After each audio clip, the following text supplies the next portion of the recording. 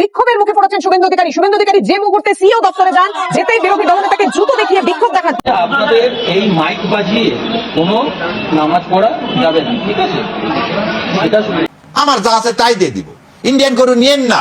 দেখ, ইন্ডিয়ান গরু যদি আপনি না নেন, গরুর ঘাস খাওয়ার মতো ঘাস পাবেন না। মুসলমানদের কোরবানির বিরুদ্ধে আইন করতে গিয়ে সেই আইনের ফাঁদে হিন্দুরা নিজেরাই পড়ে গিয়েছে। আপনি হিন্দুদের কান্নাকাটি দেখলে আপনার আশ্চর্য হয়ে যাবেন যে তারা মুসলমানদের বিরুদ্ধে কোরবানিতে তাদেরকে নিষিদ্ধ। আসসালামু আলাইকুম দর্শক, দেশ ও দেশের বাহির থেকে যারা ভিডিওটি দেখছেন সকলকে জানাচ্ছি আন্তরিক শুভেচ্ছা এবং অভিনন্দন। দর্শক, ভিডিওর শুরুটা দেখে আপনারা হয়তো বুঝতে পেরেছেন আজকে কোন বিষয়গুলো নিয়ে কথা বলা হবে। খুবই গুরুত্বপূর্ণ এবং ইম্পর্টেন্ট একটি ভিডিও, তাই এক সেকেন্ডও স্কিপ না করে দেখবেন। দর্শক, ভিডিওগুলো প্লে করার আগে যারা এখনও আমার চ্যানেলটি সাবস্ক্রাইব করেনি, নিয়মিত ভিডিওর আপডেটগুলো পেতে চ্যানেলটিকে সাবস্ক্রাইব করে পাশেই থাকবেন। আর এখন চলুন পর্যায়ক্রমে আমরা সেই ভিডিও ফুটেজগুলো দেখে আসি। আমাদের কুরবানির গরু বিক্রি করে দিতেই হবে, আর নাহলে আমরা গলায় দড়ি দিয়ে মরা ছাড়া রাস্তা নিয়ে আমাদের এখানে ভুসির দোকানে বহু টাকা দেনা, এক একজনের 10 লাখ 20 লাখ করে টাকা বাকি আছে। এই যে আমরা কিছু কিছু শুনতেছি যে এখানে হিন্দু যারা আন্দোলন করতেছে তারা বলতেছে যে ওরা মুসলমান। আমরা এটা মানতে পারছি না। এর কারণে আমাদের হয়তো মরা ছাড়া আর কোনো উপায় নেই। তখন আমরা কি করব? শুভেন্দু অধিকারী, জবাব দাও, তুমি জবাব দাও। আমরা এর জবাব চাই তোমার কাছে। আমাদের স্বামীরা কি করে খাবে, কি করবে? আমরা এখন রাস্তায় বসা ছাড়া আর কোনো মানে উপায় নেই, আমাদের মরা ছাড়া আর কোনো উপায় নেই। তাহলে এসে বিষ দিয়ে যাও না, আরে দড়ি তুলে মানে হাতে দিয়ে যাও, তাহলে আমরা মরি, আপনি সেটাই দেখুন।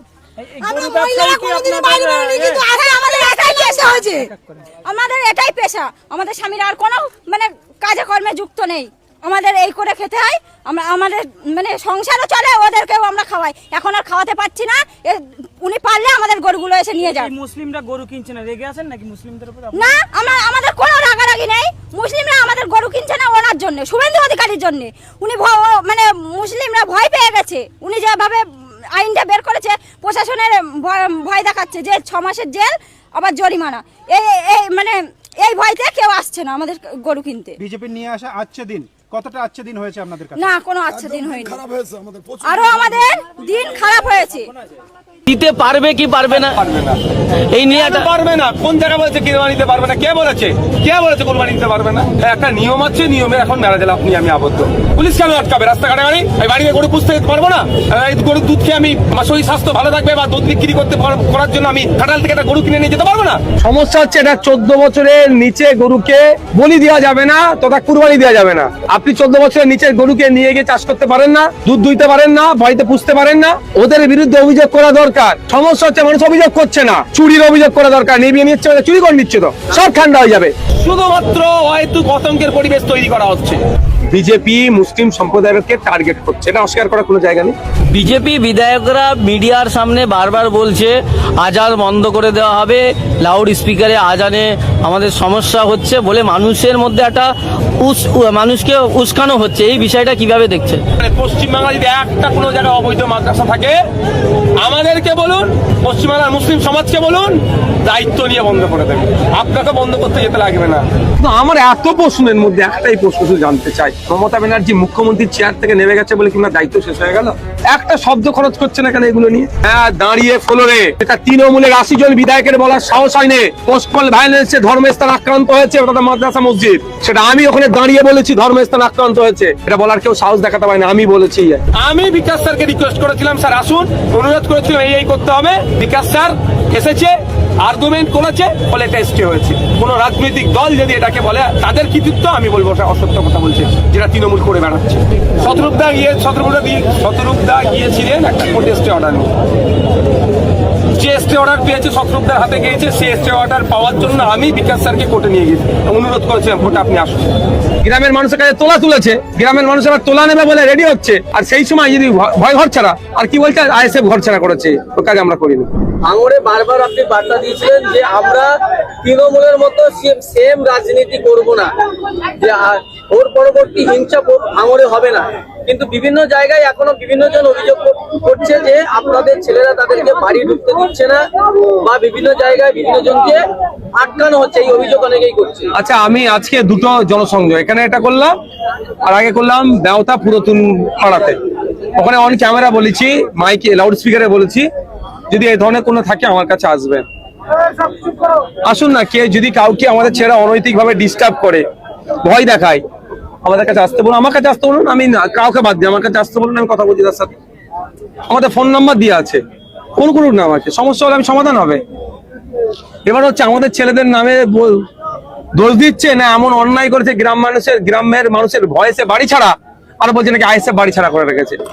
গ্রামের মানুষের কাছে তোলা তুলেছে, গ্রামের মানুষ আবার তোলা নেবে বলে রেডি হচ্ছে, আর সেই সময় যদি ভয় ঘর ছাড়া আর কি বলছে আইএসএফ ঘর ছাড়া করেছে, ওই কাজ আমরা করি না। আজকে ঠিক নয় না, আপনি দু জায়গায় সংযোগ করেছেন, দুটো অঞ্চলে, সেখানে বিভিন্ন মানুষ রাস্তাঘাট থেকে বিভিন্ন বিষয়ে দাবি দাবা করেছে। এই বিষয়গুলো আপনি কিভাবে দেখছেন? আমার তো আশাই ওই জন্য, এই বিধানসভা শুরু হবে এবার, একদিন ছিল স্পিকার নির্বাচনের ধন্যবাদ জ্ঞাপন অনুষ্ঠান ছিল, আগামী মাসে সম্ভবত 18 তারিখ থেকে বিধানসভা শুরু হবে, বাজেট সেশন। এই যা সমস্যা শুনবো বিধানসভায় উত্থাপন করব, কনসার্ন ডিপার্টমেন্টাল মিনিস্টারকে বলবো, সমাধান হলে করবো, এটাই তো নিয়ম। আমার কাজ হচ্ছে সমস্যাগুলো তুলে ধরা অ্যাসেম্বলি হাউসের মধ্যে বা মিডিয়ার কাছে, মিনিস্টারের কাছে, মিনিস্টারের কাজ হবে এগুলো সমাধান করা। সন্দেশখালী রেখা পাত্র তিনি নিজে গরু লাভিয়ে নিচ্ছে, বলতে গরু 14 বছর হয়নি, উনি তো এখন কোনো দায়িত্ব পায়নি, উনি কিভাবে লাভ? ব্যাপারটা হচ্ছে উনি দায়িত্ব পাকা নাই পাক সেটা রাইট নয়, ওর গরু নাবিয়ে নেওয়া কারো রাইট নাই। সমস্যা হচ্ছে এটা 14 বছরের নিচে গরুকে বলি দেওয়া যাবে না তথা কুরবানি দেওয়া যাবে না। আপনি 14 বছরের নিচের গরুকে নিয়ে গিয়ে চাষ করতে পারেন না, দুধ দুইতে পারেন না, বাড়িতে পুষতে পারেন না, ওদের বিরুদ্ধে অভিযোগ করা দরকার। সমস্যা হচ্ছে মানুষ অভিযোগ করছে না। এবারে আমরা পরবর্তী ক্লিপটিও দেখে আসব। মুসলমানদের কোরবানির বিরুদ্ধে আইন করতে গিয়ে সেই আইনের ফাঁদে হিন্দুরা নিজেরাই পড়ে গিয়েছে। আপনি হিন্দুদের কান্নাকাটি দেখলে আপনার আশ্চর্য হয়ে যাবেন যে তারা মুসলমানদের বিরুদ্ধে কোরবানিতে তাদেরকে নিষিদ্ধ করতে গিয়ে আজকে হিন্দুরাই সেই আইনের গর্তে পড়ে কান্নাকাটি করছে। আরে মুসলমানদের কোনো সমস্যা হবে না, গরু কোরবানি করতে না পারলে মুসলমানদের আরো 4টা প্রাণী আছে গরু আর মহিষ ছাড়া, উট, ভেড়া, দুম্বা, ছাগল, এগুলি দ্বারাও মুসলমানরা কি কুরবানি করতে পারবে। কিন্তু হিন্দুরা কান্নাকাটি শুরু করে দিয়েছে যে হাটের মধ্যে তারা গরু বিক্রি করতে গিয়ে কোনো ক্রেতা পাচ্ছে না। আবার কোন কোন হাটে মুসলমানরা বলছে যে আমরা তোমাদের কাছ থেকে তোমাদের গৌমাতা ক্রয় করতে পারি না, কারণ তোমাদের সরকার এটাকে কঠোরভাবে আইন করেছে। দেখেন পশ্চিমবঙ্গেও কিন্তু একটা নিম্ন মধ্যবর্তী অনেক গরিব একটা এলাকার অনেক গ্রাম প্রান্তিক লোকের হিন্দু আছে যারা 4-5টা গরু বছরে কষ্ট করে লালন পালন করে এই ঈদের সময় একটু ভালো একটু দামে মুসলমানদের কাছে বিক্রি করে যারা সারা বছর একটু চাল রুটি খেতে পারে। আজকে সেই হিন্দুরা হাটে গিয়ে কান্নাকাটি করছে যে আমরা খাবো কি, পড়বো কি, আমাদেরকে কি বিজেপি সরকার টাকা দিবে, আমাদেরকে কি চাকরি দিবে। এখন তারা এক একজন ময় মুরব্বী আর 60-70 বছরের হিন্দুরা কান্নাকাটি শুরু করে দিয়েছে। এখন মুসলমানরা পরামর্শ করছে যে ছাগলটাও তাদের কাছ থেকে কিনবো না। এখন বিজেপি সরকার যারা আজকে হিন্দুদের গোমাতাকে রক্ষা করতে গিয়ে আইন করেছেন, তারা এখন তাদেরকে কই থেকে খাবার দিবেন? হয়তো একটা পরামর্শ ছাড়া কিছুই নাই যে তোমরা গোমাতার মুদ খাও, এছাড়া আর কি। তারা আজকে গোমাতার প্রেম দেখায়। কিন্তু আপনি জানেন এই পৃথিবীতে সবচেয়ে বেশি যেই কয়টা দেশ মাংস রপ্তানি করে বিদেশে, তার মধ্যে একটা হলো ইন্ডিয়া। তারা তাদের এই পশুকে প্রসেস করে মাংসটাকে বিদেশে রপ্তানি করে কোটি কোটি ডলার আয় করছে। শুধু মুসলমানদের ক্ষেত্রে তাদের আপত্তি, তারা কি ছাগল খায় না? তারা পশু প্রেমের নামে গরু কোরবানিকে নিষিদ্ধ করেছে। তারা কি ভেড়া খায় না, দুম্বা খায় না, উট খায় না, শুকুর খায় না? তারা তো অনেক কিছু খায়। শুধু এই জায়গায় এসে তারা পশু প্রেম দেখাইতে গিয়েছে, অথচ তারাই এটাকে বিক্রি করে রাষ্ট্রীয়ভাবে কোটি কোটি টাকার এটাকে আপনাকে রপ্তানি করে বিদেশের মধ্যে। এখন হিন্দুরা কান্নাকাটি করছে, তা তাদের কান্না কে থামাবে? আল্লাহ সুবহানাহু ওয়া তাআলার বিধানের উপর যদি কেউ আঘাত করে, উপরওয়ালাই তাদেরকে শায়েস্তা করার জন্য যথেষ্ট। যে মারপেস তারা পড়েছে, 1000 কোটি টাকার সম্পদ থেকে তারা বঞ্চিত হয়েছে। পশ্চিমবঙ্গের অসংখ্য দারিদ্র ফ্যামিলি না খেয়ে এখন মরে যাওয়ার সামিল হবে হিন্দু যারা রয়েছে। মুসলমানদের আপত্তি নাই, তারা ছাগল, উট, দুম্বা, ভেড়া এগুলি দিয়ে দিবে। মুসলমানদের খাওয়া দাওয়া এদের আনন্দ থাকবে ইনশাআল্লাহ।